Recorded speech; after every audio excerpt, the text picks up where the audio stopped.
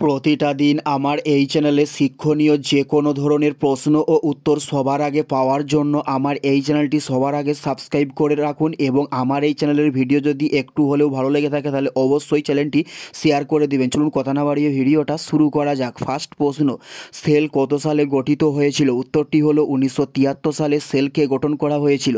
উত্তরটি হলো 1973 সালে সেলকে গঠন করা হয়েছিল। নেক্সট প্রশ্ন, পৃথিবীর অষ্টম আশ্চর্য কোনটিকে বলা হয়? উত্তরটি হলো বুরবুদের স্তূপকে বলা হয় পৃথিবীর অষ্টম আশ্চর্য।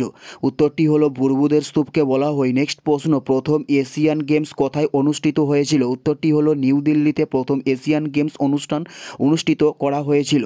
উত্তরটি হলো নিউ দিল্লিতে প্রথম এশিয়ান গেমস অনুষ্ঠিত করা হয়েছিল। নেক্সট প্রশ্ন, ভারতের উদ্যাননগরী কাকে বলা হয়? উত্তরটি হলো বেঙ্গালুরুকে ভারতের উদ্যাননগরী বলা হয়।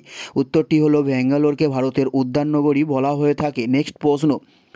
নেক্সট প্রশ্ন হলো, শব্দের বেগ কিসের ওপর নির্ভর করে না? উত্তরটি হলো চাপের ওপর শব্দের বেগ নির্ভর করে না।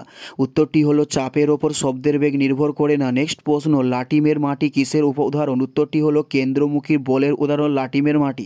উত্তরটি হলো কেন্দ্রমুখী বলের উদাহরণ লাটিমের মাটিকে বলা হয়ে থাকে। নেক্সট প্রশ্ন হলো, গ্রহের গতি সংক্রান্ত সূত্রের ধারণা কে দেন? উত্তরটি হলো কেপলার দেন গ্রহের গতি সংক্রান্ত সূত্রের ধারণা। উত্তরটি হলো কেপলার দেন গ্রহের গতি সংক্রান্ত সূত্রের ধারণা। নেক্সট প্রশ্ন, ভারতের উচ্চতম জলবিদ্যুৎ কেন্দ্র কোনটিকে বলা হয়? উত্তরটি হলো তেহরি বাঁধকে বলা হয় ভারতের উচ্চতম জলবিদ্যুৎ কেন্দ্র। উত্তরটি হলো তেহরি বাঁধকে বলা হয় ভারতের উচ্চতম জলবিদ্যুৎ কেন্দ্র। নেক্সট প্রশ্ন হলো, কোন সবজিতে সর্বাধিক আর্দ্রতা রয়েছে? উত্তরটি হলো তরমুজে সর্বাধিক আর্দ্রতা রয়েছে।